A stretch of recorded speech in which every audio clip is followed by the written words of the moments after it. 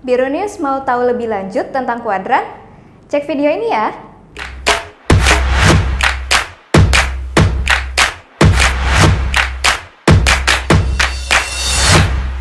Halo Biro News, berjumpa lagi dengan Kak Fajar di program BCL Biruni Combo Learning.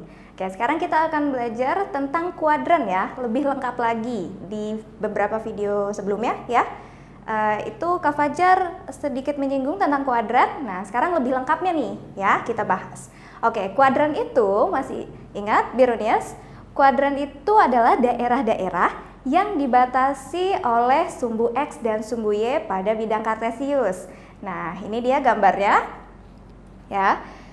Jadi akan ada 4 daerah ya.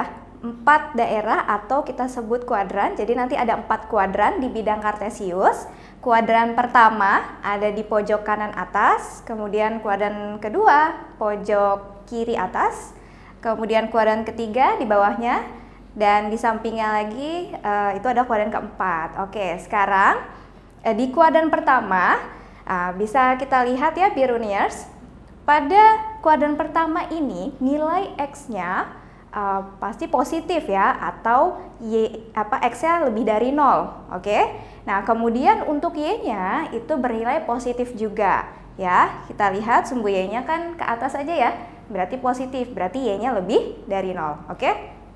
Kemudian untuk kuadran kedua, nah untuk kuadran kedua nilai X-nya negatif di sebelah kiri ya. Kemudian Y-nya masih di atas, jadi Y-nya positif atau Y-nya lebih dari 0 ya.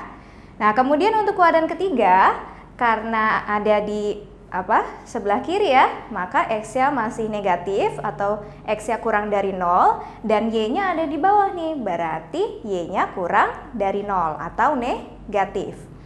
Nah, kemudian kuadran keempat ya, yang terakhir ada di sebelah kanan, berarti X-nya positif atau X lebih dari 0 dan Y-nya ada di sebelah bawah nih ya. Jadi Y-nya dia negatif atau kurang dari 0. Nah, nanti biasanya Biruniers diminta untuk menentukan letak suatu titik ini di mana sih? Di kuadran 1, 2, 3 atau kuadran 4. Nah, ada 2 cara ya Biruniers. Bisa dilihat dari koordinatnya langsung ya. Karena tadi Biruniers sudah belajar ya. Kalau di kuadran 1 X-nya positif atau negatif, Y-nya positif atau negatif, maka ketika kita melihat suatu koordinat, maka kita sudah bisa langsung menentukan di kuadran mana. Kalau X-nya positif, kemudian Y-nya negatif, maka itu sudah pasti di kuadran 4. Seperti itu. Nah, kemudian yang kedua caranya adalah Biruniers gambar ya. Gambar koordinat tersebut di bidang kartesius. Nah, tinggal dilihat letaknya ada di mana. Kalau di pojok kanan atas kuadran 1, sebelahnya ya pojok kiri atas kuadran 2. Kalau di bawah sebelah kiri berarti kuadran 3, kalau di bawah sebelah kanan berarti kuadran 4. Seperti itu, oke? Nah, sekarang kita latihan yuk. Nah, di sini sudah ada bidang kartesius dan beberapa titik ya. Oke, kita coba tentukan posisi mereka ada di kuadran mana ya. Kita mulai dari titik A. Nah, bisa dilihat Biruniers, titik A ada di bagian ini ya, bagian atas kiri ya.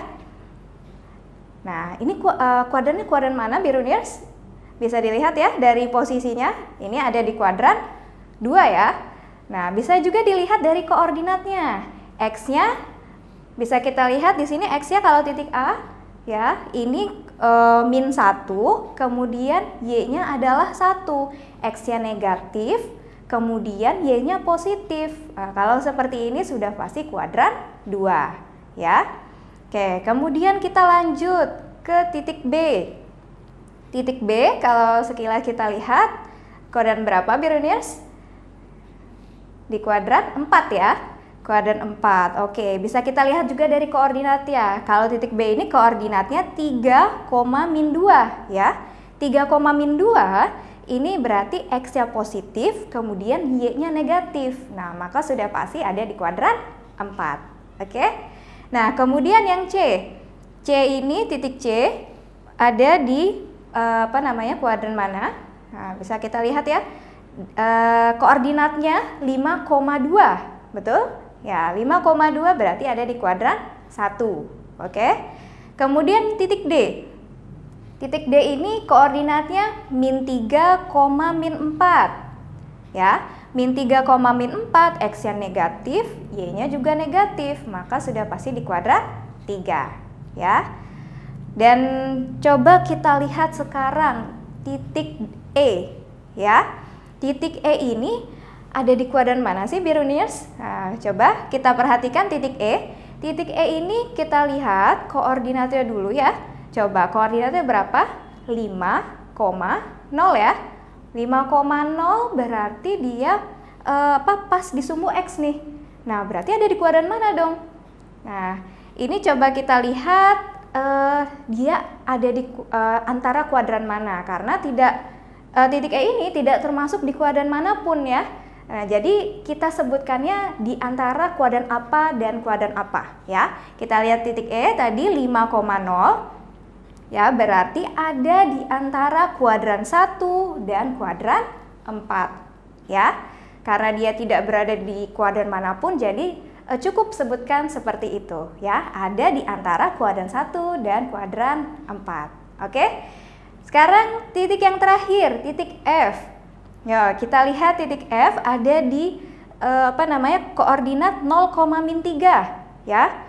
0,-3 itu pas banget nih di sumbu Y ya, di bagian bawah.